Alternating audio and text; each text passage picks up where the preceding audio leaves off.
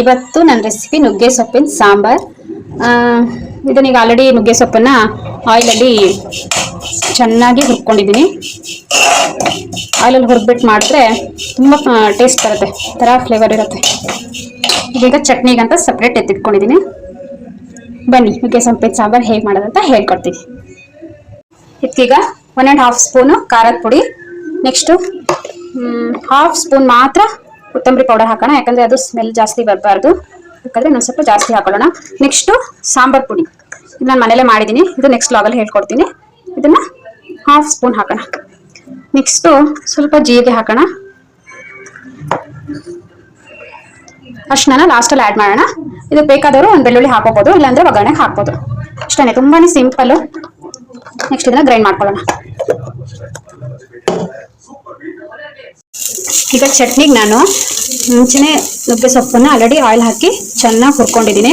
ಅದಕ್ಕೆ 1 ಈರುಳ್ಳಿ, 1 ಸ್ಪೂನ್ ಜೀರಿಗೆ, ಚೂರು ಹುಣಸೆ ಹಣ್ಣು, 2 ಹಸಿಮೆಣಸು, ಖಾರ ಜಾಸ್ತಿ ತಿಂದೇ ಇರೋರು 1 ಹಾಕೋಬೋದು. ನಮ್ಮ ಮಲೆನಾಡು ಕಡೆಯವರು ಜೀರಿಗೆ ಮೆಣಸು ಹಾಕ್ತೀವಿ. 1 ಈರುಳ್ಳಿ ಹಾಕಿದ್ದೀನಿ, ಕಾಯಿ ಹಾಕಿದ್ದೀನಿ. ಕೊಬ್ಬರಿ ಹಾಕೋರು ಹಾಕೋಬೋದು, ಬಟ್ ಕಾಯಿ ತುಂಬಾ ಫ್ಲೇವರ್ ಕೊಡುತ್ತೆ. ಕಾಯಿ ಹಾಕಿದ್ರೆ ತುಂಬ ಚೆನ್ನಾಗಿರುತ್ತೆ. ಅಷ್ಟೇ, ನಾನು ಶುಂಠಿ ಬೆಳ್ಳುಳ್ಳಿ ಪೇಸ್ಟ್ ಹಾಕ್ತೀನಿ. ಎಲ್ಲನೂ ಹಾಕಿ ಚೆನ್ನಾಗಿ ಆಯಿಲಲ್ಲಿ ಇಟ್ಕೋಬೇಕು, ಎಣ್ಣೆ ಬಿಟ್ಕೋಬೇಕು. ಆಯಿಲ್ ಹಾಕಿದ್ದೀನಿ, ಚೆನ್ನಾಗಿ ಫ್ರೈ ಆಗಬೇಕು. ಇದು ಚಟ್ನಿ ಟೇಸ್ಟ್ ಬರಬೇಕು, ಹಾಳಾಗಬಾರ್ದು. ಫ್ರಿಜ್ಜಲ್ಲಿ ಸ್ಟೋರ್ ಮಾಡೋಕೆ ಆಗದೆ ಇರೋರು ಈ ಥರ ಹುರ್ಕೊಂಡು ಚಟ್ನಿ ಮಾಡಿದ್ರೆ ಹಾಳಾಗಲ್ಲ, ಚಟ್ನಿ ಚೆನ್ನಾಗಿ ಬರುತ್ತೆ, ತುಂಬ ಟೇಸ್ಟಿಯಾಗಿರುತ್ತೆ.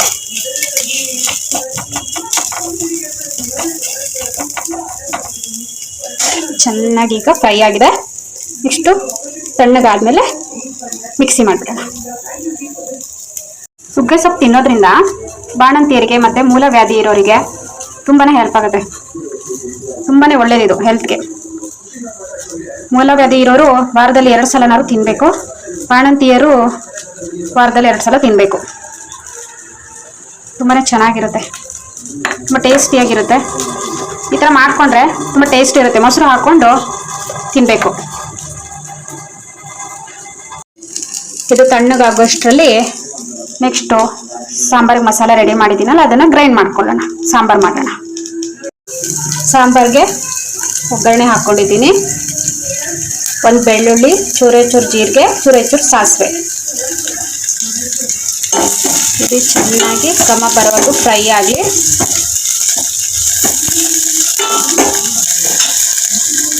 ಗ್ಯಾಸ್ ಸಣ್ಣ ಇಟ್ಕೊಂಡು ಈಗ ಇದಕ್ಕೆ ನುಗ್ಗೆ ಸೊಪ್ಪು ಹಾಕೊಳ್ಳೋಣ.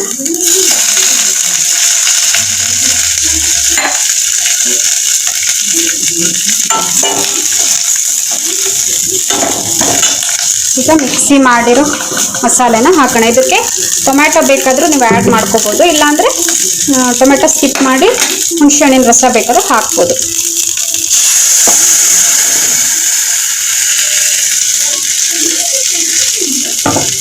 ಸ್ವಲ್ಪ 1 ಗ್ಲಾಸ್ ನೀರು ಹಾಕೋಣ. ದಪ್ಪ ಬೇಕಾದವ್ರು ದಪ್ಪ ಮಾಡ್ಕೋಬೋದು, ತೆಳ್ಳಗೆ ಬೇಕಾದವ್ರು ತೆಳ್ಳಗೆ ಮಾಡ್ಕೋಬೋದು. ನೆಕ್ಸ್ಟು ಕೊತ್ತಂಬರಿ ಸೊಪ್ಪು, ಬೇವಿನ ಸೊಪ್ಪನ್ನ ನಾನು ಸಣ್ಣ ಕಟ್ ಮಾಡಿ ಹಾಕ್ತೀನಿ, ಯಾಕಂದರೆ ಚಿಕ್ಕ ಮಕ್ಕಳು ಬೇವಿನ ಸೊಪ್ಪು ತಿನ್ನೋದಿಲ್ಲ. ಸೊ ಸಣ್ಣ ಕಟ್ ಮಾಡಿ ಹಾಕ್ತೀನಿ. ಇದು 1 ಕುದಿ ಬಂದ ಮೇಲೆ